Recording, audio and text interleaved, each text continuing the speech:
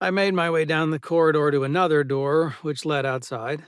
I found myself on the sidewalk of a busy Parisian street in the middle of a sunny winter afternoon.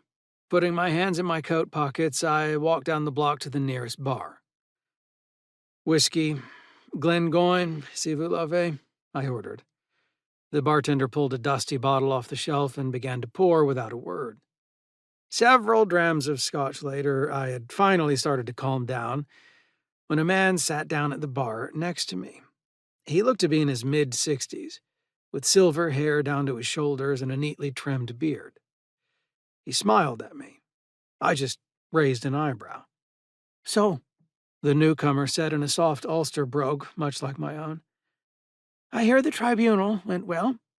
You should know that Marco has lodged an official complaint regarding your lack of decorum with the Lord Justice." "About what I expected," I grunted. Me too," he chuckled. "You've never been known for your tact or subtlety. You get that from your mother." What the fuck was Gertrude thinking, making Marco the chair of the tribunal? I asked as I threw back the remains of my whiskey. "Do you want one?" He nodded, and I signaled the bartender to bring us 2 more glasses. "Dois simplement laisser la bouteille?" he asked.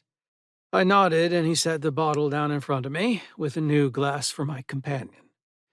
I poured for both of us, and he took a long sip, letting the whiskey sit on his tongue for a few seconds before swallowing.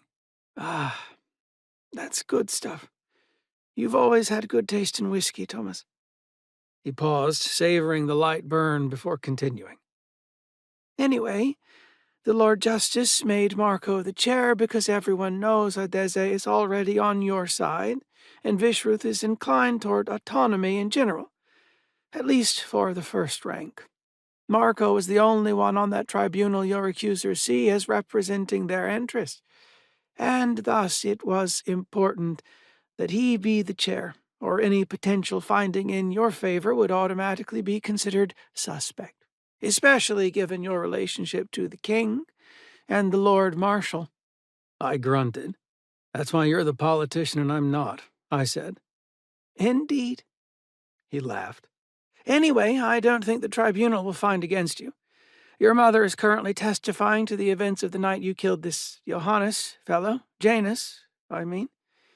And the evidence is quite clear about Samantha Carr turning rogue, apart from some officious prigs like Marco, and a few old fuddy-duddies who don't see the difference between flexible customs and iron-bound laws. No one on our side thinks you did anything unreasonable or unjustifiable given the circumstances. And even if Vishruth does end up siding with Marco on the charge of not telling us about Johannes Janus when you first learned of him, the worst that'll happen is an official warning not to keep such secrets in the future." I just took another long sip of whiskey.